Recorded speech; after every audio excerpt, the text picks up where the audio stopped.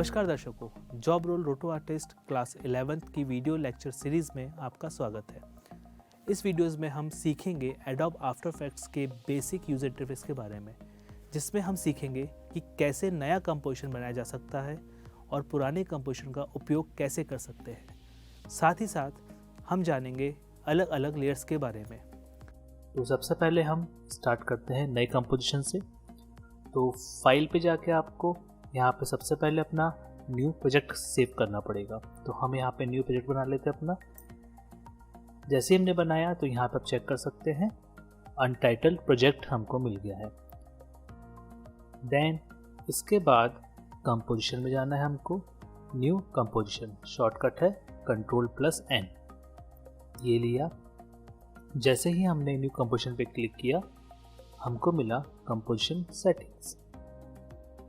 सबसे पहले composition settings के अंदर इसका नाम लिखना है।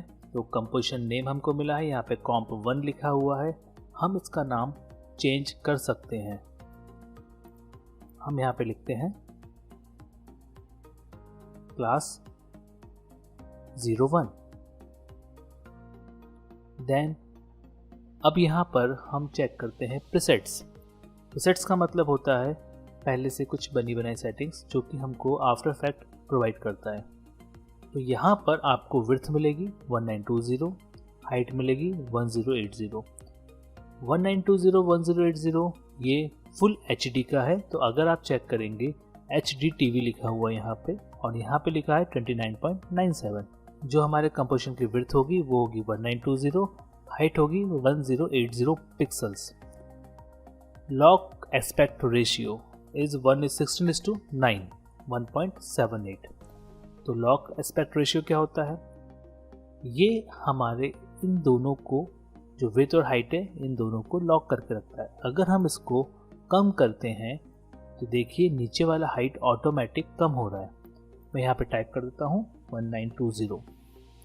ये ऑटोमेटिक 1080 में सेट हो गया।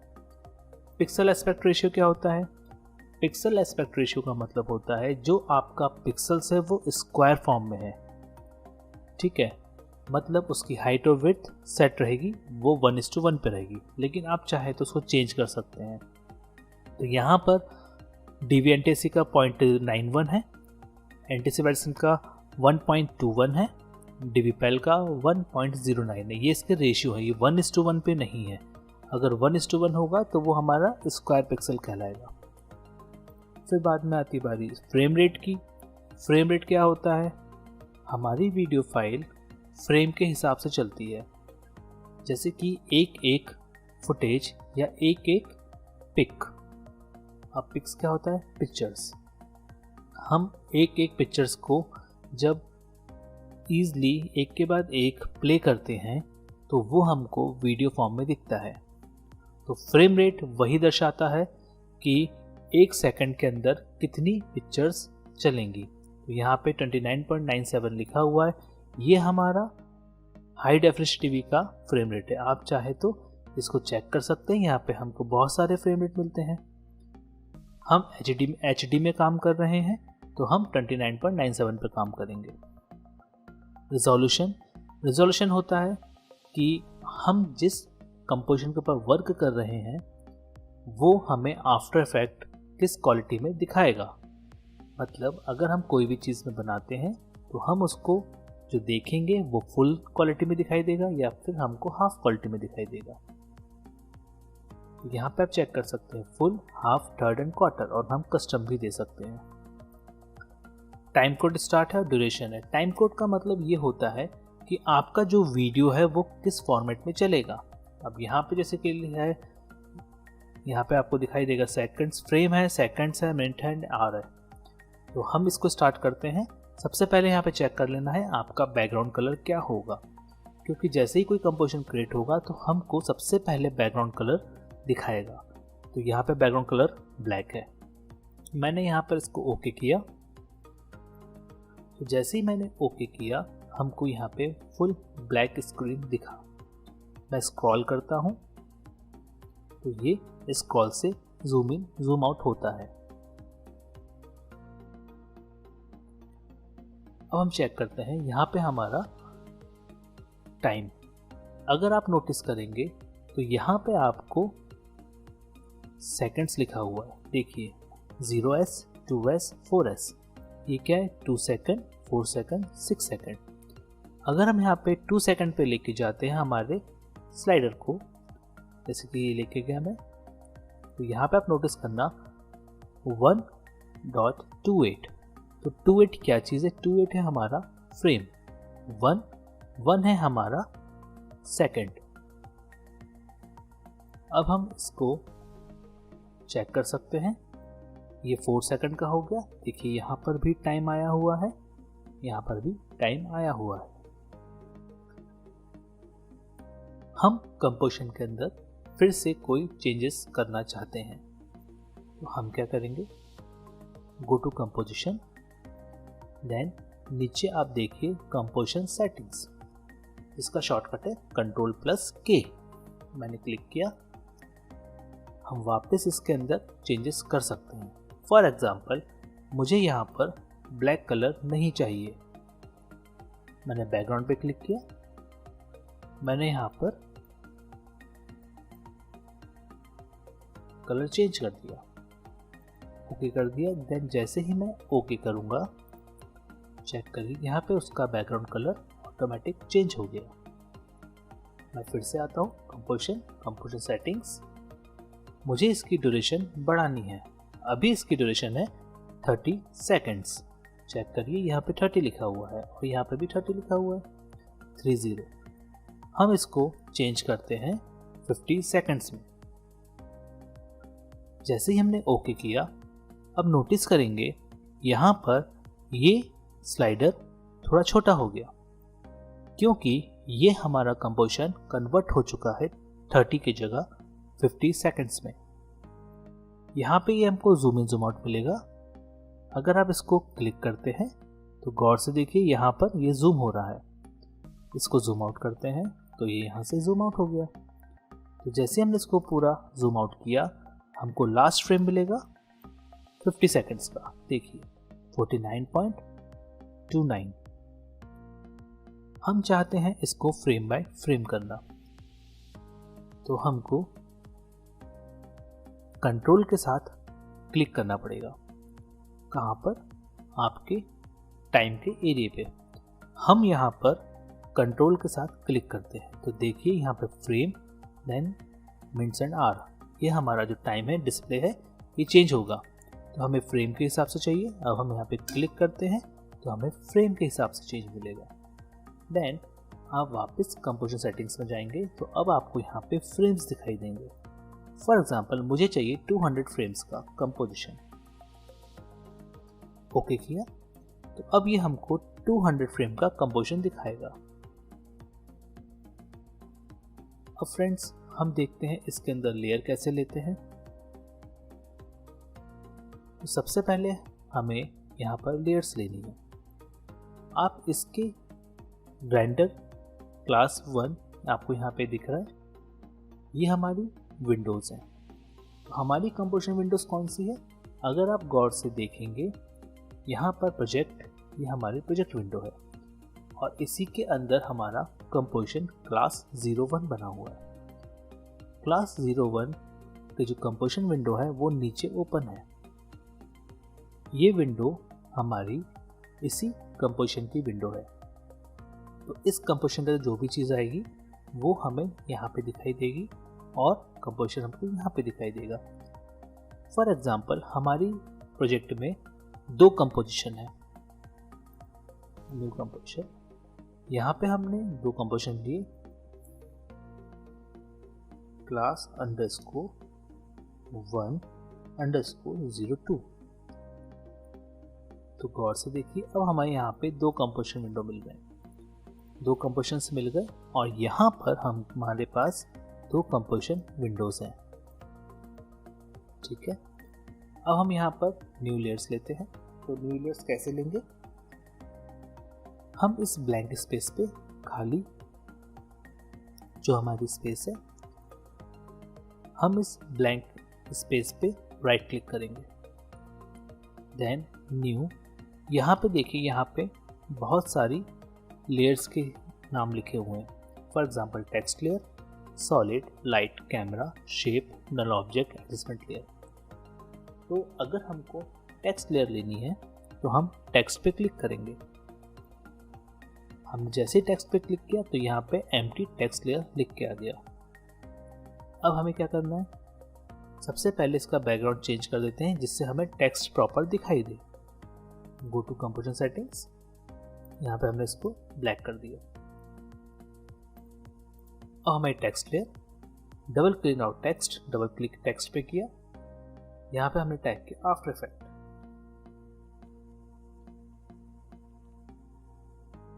देन ये हमारा मूव टूल है, इसको हमने क्लिक किया, इसका नाम है सिलेक्शन टूल। क्लिक करके हम इसको चेंज कर सकते हैं, इसको से zoom in zoom out. After effect को क्लिक करके हमने मूव कर सकते हैं।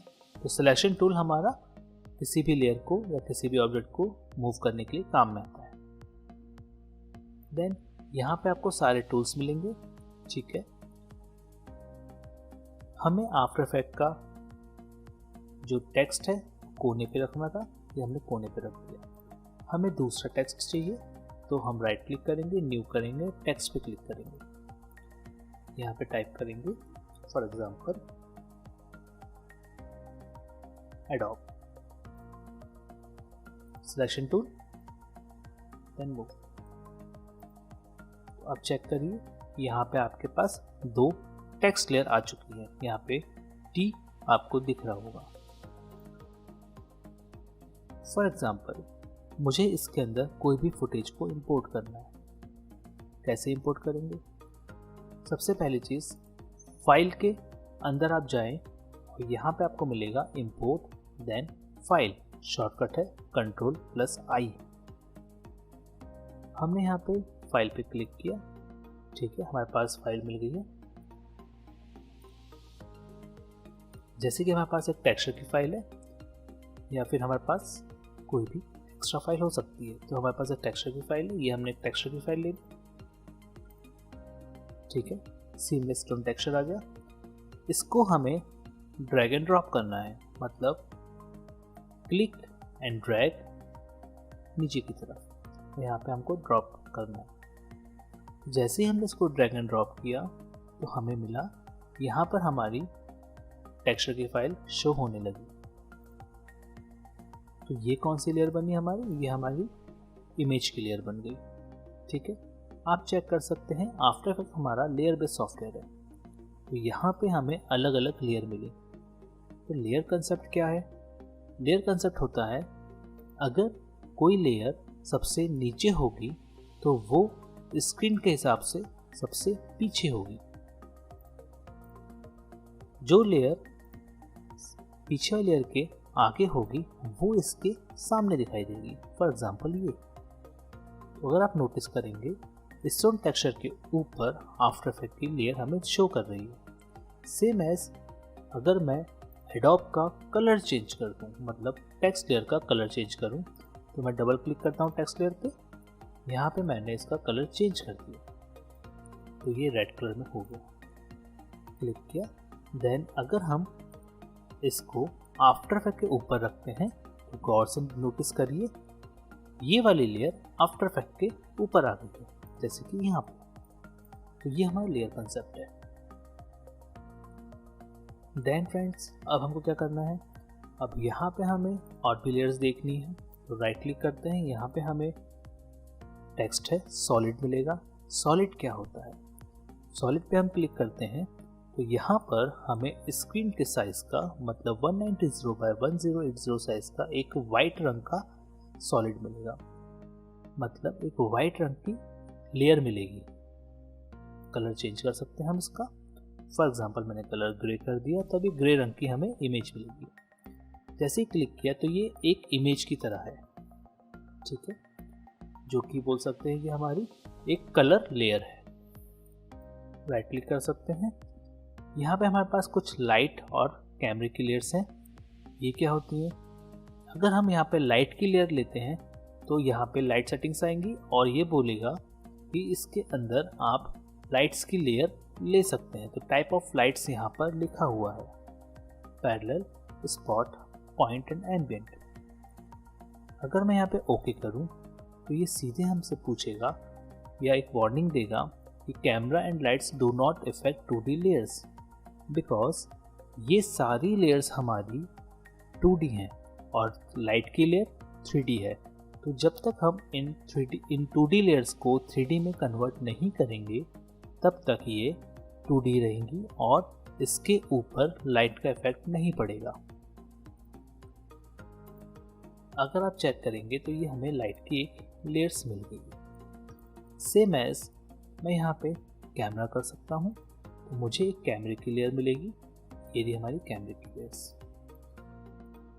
अगर हमें यहाँ पे एक नल ऑब्जेक्ट चाहिए तो नल ऑब्जेक्ट का मतलब होता है वो ऑब्जेक्ट जो सिर्फ ट्रांसफॉर्मेशन में ही दिखाई देगा, मतलब वो विजिबल नहीं होता है, बस उसके अंदर rotation, scale, positions and opacity इस टाइप की चीज़ें हमको उसमें मिल जाती हैं। तो नल ऑब्जेक्ट हमने लिया तो नल ऑब्जेक्ट के अंदर हमारे पास यहाँ पे सारी चीज़ें दे के रखी गई हैं। देन फ्रेंड्स अब चालू करते हैं, इन सभी लेयर्स को डिलीट मार देते हैं और अब हम चालू करेंगे लेयर्स का डिस्क्रिप्शन। जैसे कि हमने यहाँ पे एक सॉलिड लिया और ओके किया। अब यहाँ पर हमारे पास मिला इस लेयर्स के प्रॉपर्टीज। तो आप अब नोटिस करिए यहाँ पर एक छोटा सा एरो दिया गया है, click transform, click anchor point, position, scale, rotation and opacity. तो एंकर पॉइंट मिलेगा हमें यहाँ पे कि इसका जो सेंटर पॉइंट है वो, पोजीशन, इसको मूव करना, पोजीशन का शॉर्टकट होता है P, स्केल का शॉर्टकट होता है S, रोटेशन का शॉर्टकट होता है R, ऑपेसिटी का शॉर्टकट होता है T। तो यहाँ पे आप पोजीशन को अगर मूव करते हैं तो ये देखिए इसकी पोजीशन चेंज हो रही है। हम अंडू करते हैं Ctrl+Z। अगर आप स्केल करेंगे तो ये छोटा बड़ा होगा, गौर से देखिए, स्केल, स्केल आउट। रोटेट करेंगे तो रोटेट। अगर हम S प्रेस करते हैं तो स्केल आएगा, अगर हम P प्रेस करेंगे तो पोजीशन आएगा, हम R प्रेस करेंगे तो रोटेशन आएगा एंड T प्रेस करेंगे तो ऑपेसिटी आएगा, जो कि इस टाइप से चलती है। तो गाइस ये था हमारा लेयर का कंसेप्ट। देन अब आगे बढ़ते हैं। अब आप चेक करिए यहाँ पर हमारे पास टाइमलाइन दी गई है पूरी की पूरी, फ्रेम्स के हिसाब से लिखा है। तो अगर हम कोई भी एनिमेशन करेंगे तो इस टाइमलाइन का यूज करेंगे। ये हमारा कंपोजिशन विंडो है। ये कंपोजिशन अपने अंदर जो भी लेयर्स रखता है वो इस कंपोजिशन विंडो के अंदर दिखाई देता है। अब यहाँ पर आप नोटिस करेंगे यहाँ पे लेयर भी लिखा है, यहाँ पे फुटेज भी लिखा है। What is layer and what is footage. अगर हम इस वाले जो सीमलेस स्टोन टेक्सचर लिखा हुआ इस वाले फुटेज को डबल क्लिक करते हैं तो ये फुटेज के विंडो के अंदर ओपन होगा। इसका मतलब ये रहेगा कि आपने जो भी विंडो या जो भी फुटेज इंपोर्ट किया है वो क्या है, वो कैसा दिखता है, तो हम उसको फुटेज के अंदर देख सकते हैं। अगर हम इस सीमलेस को नीचे ड्रैग कर देते हैं, ग्रे को हम डिलीट करते हैं, नीचे ड्रैग कर देते हैं और हम चाहते हैं कि ये अलग से दिखाई दे, मतलब सेपरेटली दिखाई दे, हम इसके ऊपर डबल क्लिक करेंगे तो ये आ जाएगा लेयर के अंदर। तो ये बताएगा कि लेयर में क्या चीज़ है। जैसे कि सीमलेस एक लेयर बन चुकी है तो इस लेयर पे डबल क्लिक करेंगे तो उसकी फुटेज हमको ये अलग से शो करेगा। एंड कंपोजिशन सभी लेयर को मिक्स करके बनता है। तो अगर आप नोटिस करते हैं फ्रेंड्स कि इसके अंदर आप अलग अलग फुटेजेस भी लेंगे तो वो सब आपको यहाँ पे लेयर फॉर्म में मिलेगा। देन आगे बढ़ते हैं। अब आप इसके ऊपर टूल्स में देखिए तो यहाँ पे हमारे पास एक हैंड टूल है जो कि क्लिक एंड ड्रैग करके चलता है। क्लिक एंड ड्रैग करिए, हम इसको जूम इन जूम आउट से जूम इन जूम आउट कर सकते हैं स्क्रॉल से। देन यहाँ पे हमारे पास टेक्स्ट लेयर दी गई है। देखा, horizontal type tool, Ctrl+T। Friends, आज के सेशन में हमने अभी तक देखा कि लेयर्स कैसे बनती है, टूल्स कैसे हैं, कौन कौन सी लेयर है। देन अब हम कंपोजिशन विंडोज के कुछ फैक्ट्स के बारे में जानेंगे, जैसे कि इसको फिट करना। तो यहाँ पर आप चेक करिए फिट, इस एरिया पे हम क्लिक करेंगे, यहाँ पे मिलेगा हमको फिट। देन रिजोल्यूशन, ये वही रिजोल्यूशन है जो कि हमको कंपोजिशन सेटिंग्स में देखने को मिला था, ये रिजोल्यूशन। इसको हम थर्ड करते हैं तो गौर से देखिए इसकी क्वालिटी कम हो गई है। यहाँ पे हम इसको फुल करेंगे तो ये अपनी फुल क्वालिटी शो करेगा। देन हम इसके अंदर अलग अलग चैनल्स भी देख सकते हैं। फॉर एग्जांपल, मुझे इसके अंदर रेड चैनल देखना है तो मैं रेड पे क्लिक करूंगा तो मुझे रेड चैनल दिखाई देगा।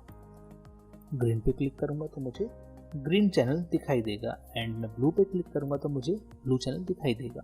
सेम एज यहाँ पे हमको अल्फा भी दिखाई देगा, और RGB मतलब फुल कलर वैल्यूज। दर्शकों, इस वीडियो में हमने जाना कि आफ्टर इफेक्ट के अंदर कंपोजिशन कैसे क्रिएट कर सकते हैं, लेयर्स कैसे बनाते हैं, लेयर्स के कितने प्रकार होते हैं, और कंपोजिशन के अंदर कौन कौन से ऑप्शंस हैं। आज के लिए इतना ही। मिलते हैं एक नई वीडियो में एक नए टॉपिक के साथ। तब तक लगातार प्रैक्टिस करते रहें। धन्यवाद।